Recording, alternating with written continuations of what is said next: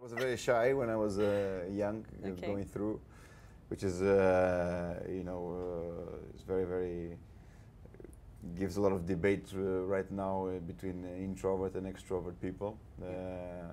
So I was very introvert when I was a kid, which is, normally when you grow up, you don't, socially I was a bit. Far off. And then you went into a job I went into a job where I was required, so it was quite a transformation. But it's something that I've learned happens a lot with kids.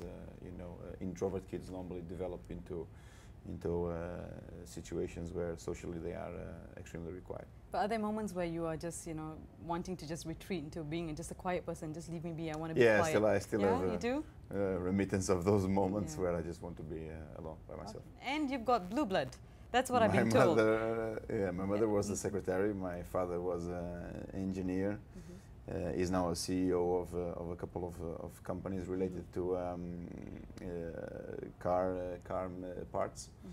And my grandmother was born in Porto, but she was English blood, and the family came from the north of England. Okay. So quite a mixture of people in my. Was a noble ancestry though? I heard some barons and. Yeah.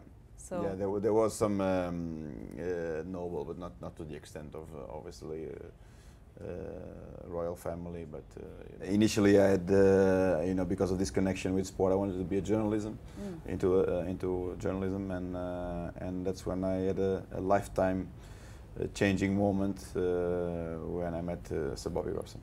So he lived in the same apartment block? Yeah, the same apartment block. Was very strange because I was parking my bicycle and he was just arriving from the training ground. And I approached him with some questions about football, and he was very open. And I think only a person like Sir Bobby Robson would allow just such a young kid to bother him with football questions. But he opened the doors to me of FC Porto, the club that I was a fan of.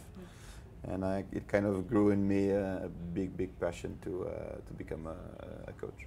What exactly did you say to him? I'm curious. Yeah, did you give him tactical advice or something? Well, not advices, but I was kind of questioning him on his team selection and players. So I think he found it funny that somebody. How old are you again? I was 17. 17 when I approached him. Yeah. Wow. So I guess he found it funny, and then from then on we had a good relationship, and I used to work and do a couple of things for him, statistic-wise and preparation for the game. So I just wanted to live off a little bit of that icon that he is and an inspiration that he is. What was the best advice that Sir Bobby Robson gave you in the time that you talked to him? Of course, he was a big mentor for you. Yeah. Well, I think his manner around his job probably the most inspiring thing, because Sir Bobby was a gentleman.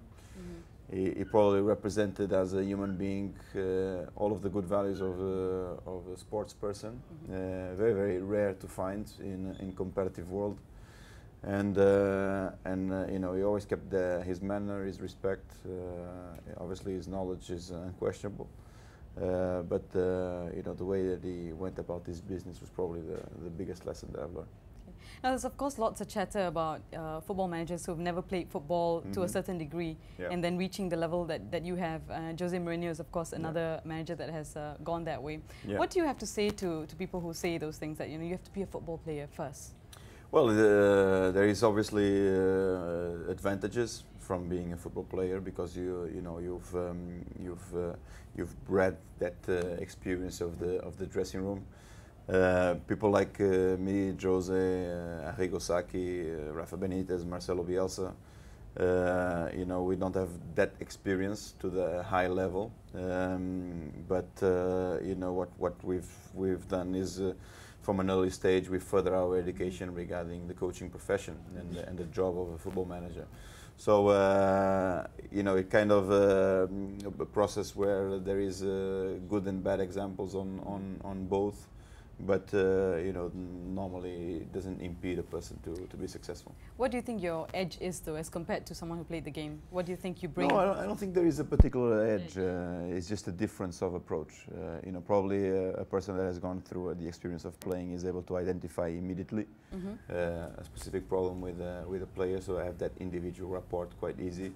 That we studied through another, you know, through education, we are able to approach the team maybe in a different way, you know, more into teamwork, team ethics, team organization in a different way, probably a better way.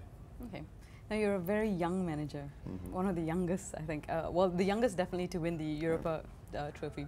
You have players who are older than you. It must be a difficult thing sometimes, you know, being the boss of someone who is, you know, a lot older or a lot more experienced. How do you tackle when you actually come across those kind of trouble? Well, I never had problems with that because, you know, I think a player judges you by the knowledge and your ability to inspire and to teach him. If you can't do that, you know, at whatever age you have, you know, then the player starts having doubts about your ability to take him to success.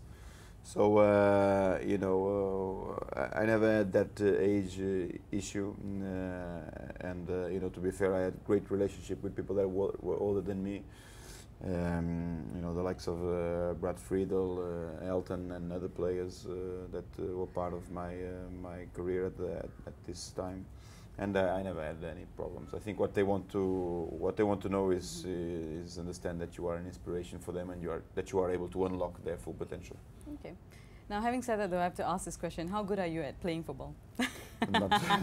Okay, well, tell me about your position. As in, what position did you play, you know, when you were playing? I was so bad that I was one of those that I would play anywhere. So wow, when you find goalkeeper. When you find somebody that tells you that you can play anywhere, that's when the ability is just not there. Oh gosh.